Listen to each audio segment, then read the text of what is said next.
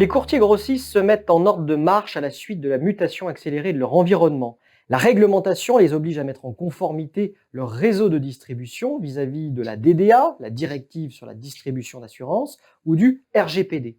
La digitalisation des processus métiers ou la concurrence de nouveaux modèles d'affaires innovants portés par les assurtech les contraignent également à s'adapter.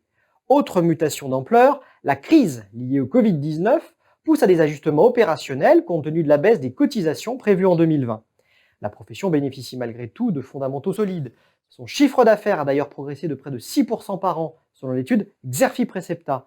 Une belle dynamique due à la forte croissance des marchés de niche, tandis que les marchés de santé-prévoyance et Liard, eux, progressaient plus doucement.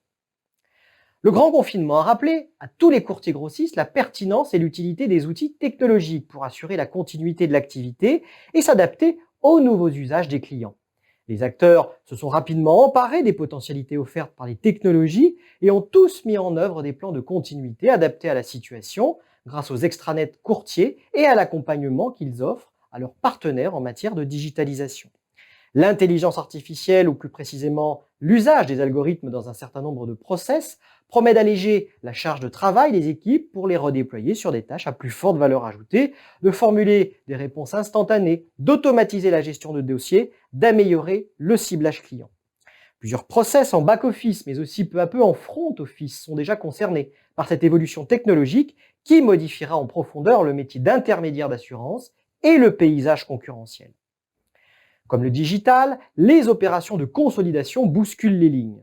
La décennie précédente a en effet été rythmée par plusieurs opérations retentissantes de fusion-acquisition de cabinets grossistes. La dernière en date a été le rachat d'Axeliance par Cyprès Assurance pour former la nouvelle entité Antoria. Ces FUSAC visent l'atteinte d'une taille critique qui doit notamment permettre aux acteurs d'améliorer leur compétitivité et leur pouvoir de négociation vis-à-vis des assureurs. Et ce mouvement de consolidation est alimenté par l'emprise croissante du capital investissement qui milite pour des stratégies de build-up. Des stratégies qui pourraient être encore mobilisées avec la crise actuelle pour asseoir davantage le rôle pivot des courtiers grossistes dans la filière de l'assurance.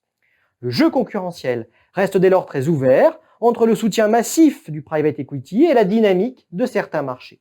Au final, tout l'enjeu pour les courtiers grossistes consiste à trouver le bon filon pour développer de nouvelles offres et investir de nouvelles niches encore sous-exploitées par les assureurs, comme les assurances pour animaux ou liées à Internet, quitte à opter pour un véritable repositionnement.